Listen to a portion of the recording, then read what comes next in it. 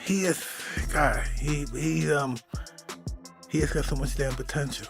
He definitely does. So much potential. But he comes back from every fight that he's had better, you know? I mean, when one of the most impressive ones was he knocked out Klitschko.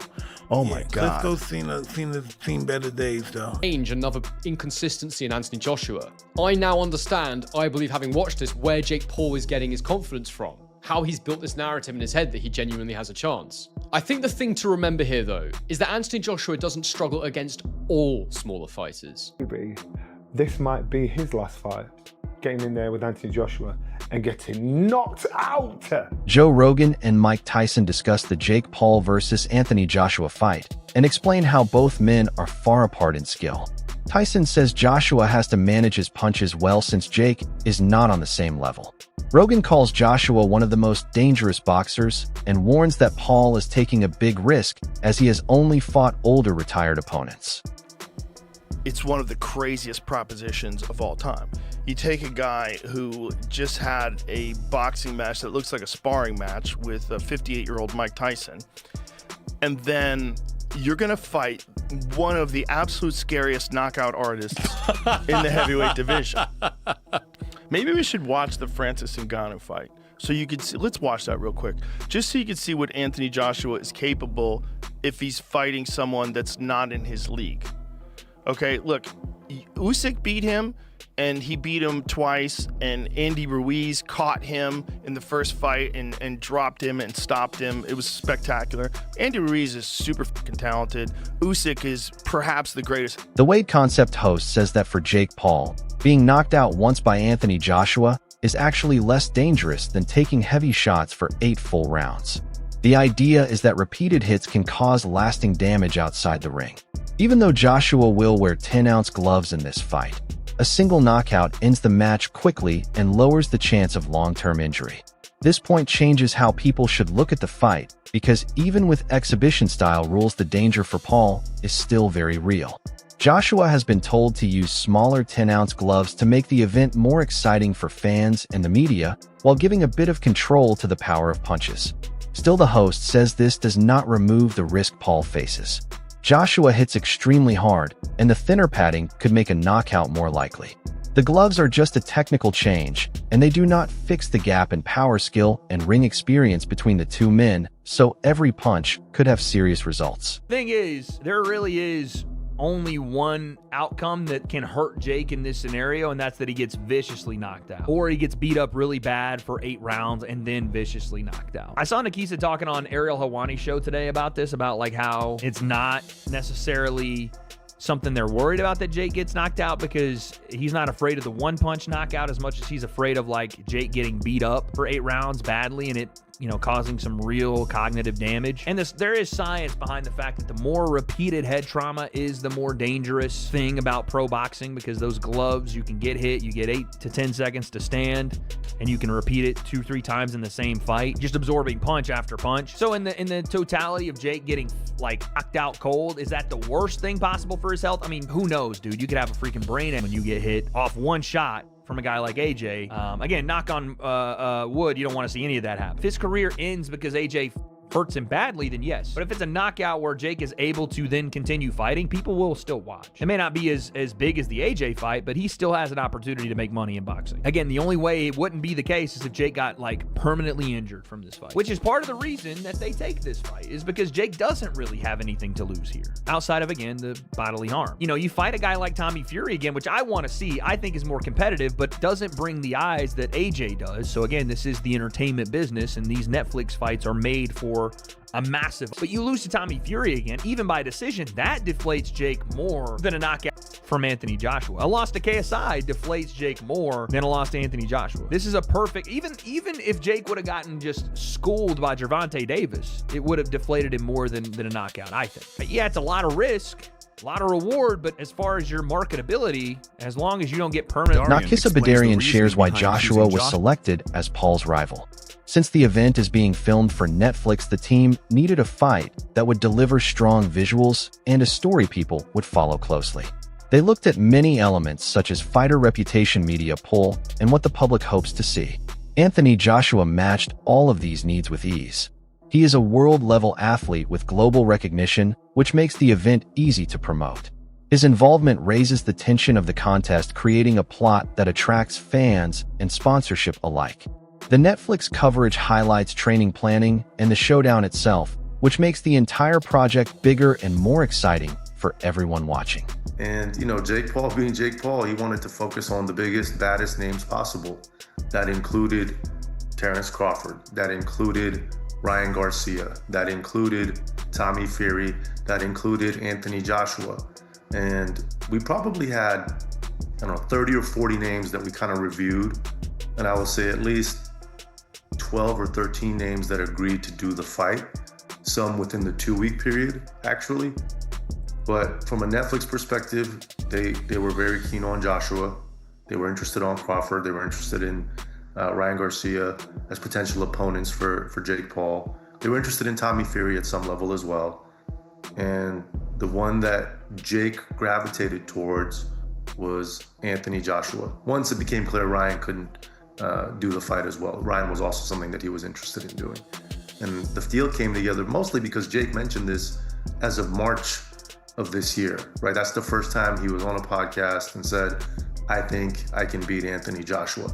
Everyone laughed. At the time, Eddie Hearn said this is another, media attention-seeking moment for Jake Paul. I made it clear then to Eddie and to the media, Jake was serious and we wanted to do it in 2026. We had further conversations with Matchroom in July of this year with the understanding that if Jake got through Tank Davis, and even though that was an exhibition, it was very much structured to be a real fight in every way, shape, and form, then we would look to make Jake versus Joshua in 2026. So that gave us a head start in terms of trying to come to an agreement with Matchroom and AJ, and we were able to get it done. I just want to ask about a couple of those names that you mentioned. Garcia's interesting because a day or so later, Oscar De La Hoya said, he's a DAZN fighter, this ain't happening, and of course we know there's no... Jake Paul had a few possible opponents on the table, including Ryan Garcia and Tommy Fury, but the matchup that caught his attention most was Anthony Joshua. Ryan was being considered too, but once it became clear he could not move forward, the focus shifted fully to Joshua. The idea actually started gaining momentum in March, when Jake said publicly that he believed he could beat Joshua, and people laughed. Eddie Hearn dismissed it as Jake chasing attention, but we told him and the media that Jake was serious and that we were aiming for 2026. Talks with Matchroom continued in July with the plan that if Jake got past Tank Davis in what was an exhibition but treated like a real fight, then we would work toward making the Joshua bout happen in 2026. Those discussions helped push things forward, and eventually the deal was made. Ryan Garcia later spoke about how much could change for Jake if he loses, noting that Joshua hits extremely hard and a defeat could damage Paul physically and also hurt his reputation and long-term career. Garcia explained that the challenge is huge and the pressure is real because Joshua's power and experience are serious threats. For Jake to handle it, while he must train correctly, stay focused, and fully understand the danger that comes with standing across from Joshua in the ring. I think that this has been a misstep from Jake. I think he wanted to make his partners at Netflix a little too happy, and he's gonna walk into it. But look it, he loses to AJ. Where does he go from here? Who does he fight? You gonna go back down to 135? The problem is not that he loses to AJ. The problem is the way he's gonna lose to AJ might be life changing. Right. So. That's the real issue. It could be life-changing in many ways, right? Physically. Yeah. See what he did in Nagano? It's like... But then again, if he gets knocked out, he gets knocked out. Frank Martin says that even though the fight offers huge money, it is still a difficult test for Jake Paul. He believes money is not enough to balance the danger, and Paul should have thought carefully about what he is stepping into. Martin explains that this is more than a payday because the stakes are real and the physical challenge is big. Jake will be standing across from an experienced, strong boxer, and no promotion or fame can replace real ring experience. The cash reward may be large, but the damage to his body and reputation is a real possibility and should not be overlooked. I wouldn't consider him like a YouTube fighter no more. I feel like he put in the time he gotten better throughout like all his fights. Like he done got better throughout all those fights, you know. But it's still like when you fighting like fighters who actually like done it for like their life, their whole life, it's a little different. You know, if that fight happened, it'll be a good money fight. It'll be a good money fight. But that's a tough task for, you know what I'm saying, Jake going to get that big ass heavyweight, AJ. You know, I know AJ personally, you know, so. Johnny Nelson says that if Jake Paul gets knocked out, this fight could possibly be the end of his time as an active fighter. Paul has become a major payday for big names like Joshua, and he often brings enough money to make these matchups happen. Nelson also mentions that some people have started forming theories saying that after this fight, Paul might not be able to continue taking on big opponents because of the damage it could cause and how the public might react. This matchup is a key moment for Paul since it offers big money, but also serious personal risk, and it could change the direction of his career moving forward. For AJ, I'm stuck in between because nobody on this green earth would actually turn down 50-60 million to fight Jake Paul. And people that don't like this will probably watch it because they want to see Jake Paul getting knocked out. So what's it say about AJ and what's it say about Jake Paul? I think I was thinking upside down. For AJ, I thought, Mama's cashing out. He's cashing out because he's going down this mimic line. But I thought, in reality, is he? Realistically, he's thinking, you know what? This big mouth YouTuber stroke boxer has the cheek to call me out. I'd be pissed off at that, if I'm honest with you. I'd be upset if I was AJ, thinking, that's disrespect, man. You think you can deal with me? But he didn't. AJ was jovial and he commended Jake Paul's business acumen, saying, we've sat down, the deal's been done. But still, it just leaves an odd taste in your mouth. So as long as AJ gets the job done, and I mean gets the job done, shows his world-class pedigree and wipes this boy out, then everybody's happy. But how does it enhance his career? The only way it enhances his career is financially. That's it. No other way. There's no props from beating Jake Paul, apart from saying, thank God you shut him up. For Jake Paul now, I got to give this boy props because he now has our attention and the whole world is talking about Jake Paul. I want to say a big thanks to our sponsors, Bet Goodwin, for supporting That Boxing Show. Now, if you're interested in having a little flutter, or as I call it after my dad, Benji's Bets, Bet Goodwin's the place to be. Check out Bet Goodwin using the QR code on the screen. I'm probably all right. I'm probably 90% thinking the fight's going to happen. But I'm struggling. I'm thinking, this boy can't be so stupid. But then you hear a whisper. You hear a whisper that Jake Paul himself might be cashing out. Because the big purses that he's pulling, fighting these has-beens or ex-fighters, they're dropping slowly but surely. So maybe, just maybe, this might be his last fight.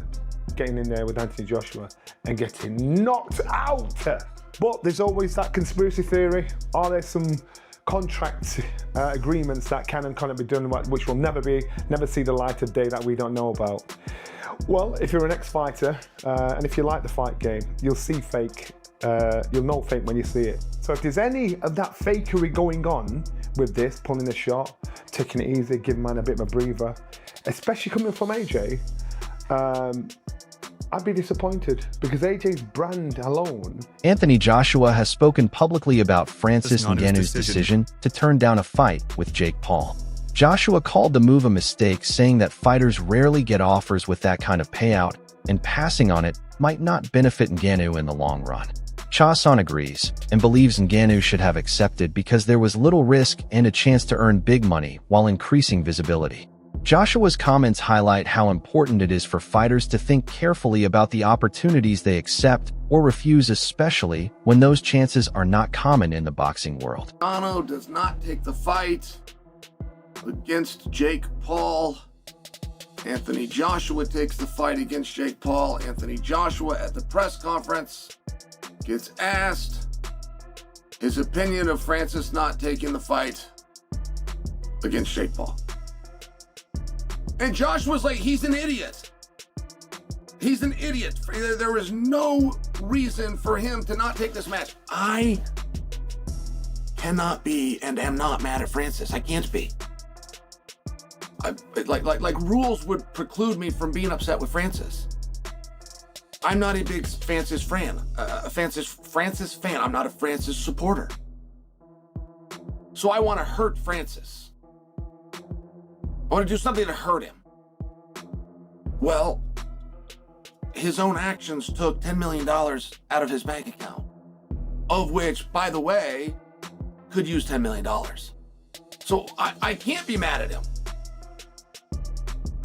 If I teased him, and by God, get in there and he go, oh my gosh, I heard Chael and I heard from all the Eagles and what was I thinking? And Joshua's out and this is my chance of redemption. Hey, put me in, Jake.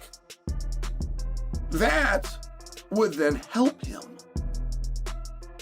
That would be positive for Francis. That would create envy as well as jealousy from outside observers like me. But I will tell you, trying to break down and understand how we got to this conclusion is mind-boggling. You ever met a writer? Your whole life, have you ever met a writer? Maybe went to college for it and they're a writer. Do you want to know the hardest thing in the world that person's going to have to do to make money? Find somebody to... Jake Paul has argued that Anthony Joshua sometimes has trouble with smaller fighters, and he believes this could work in his favor.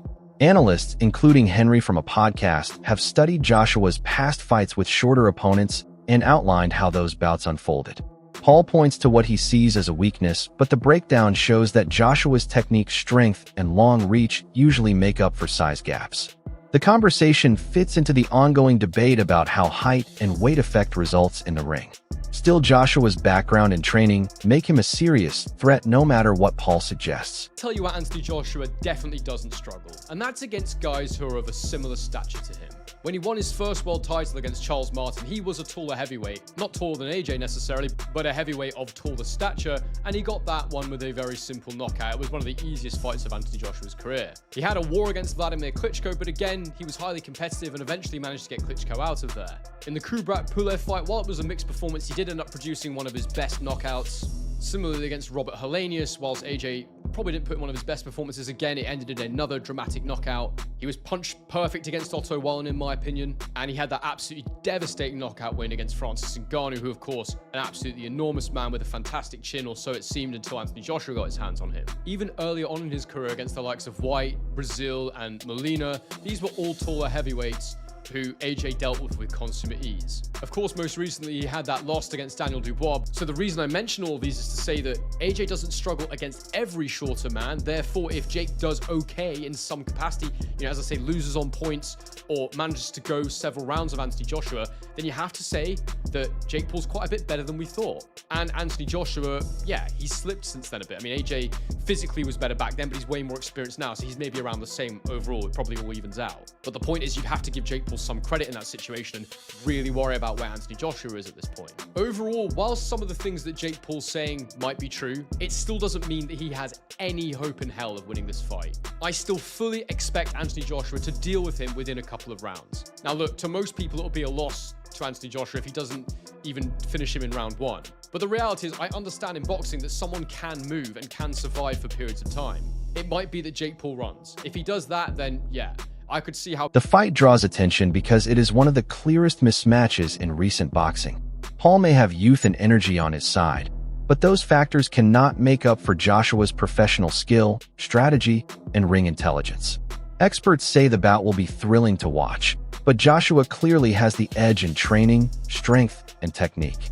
Jake Paul has grown his career through social media, exhibition fights, and select high-profile matches. Facing Joshua is another step in that path, offering money and visibility. Analysts point out that chances like this are rare. While Paul brings attention and personality, he is up against a far more experienced and technically skilled boxer.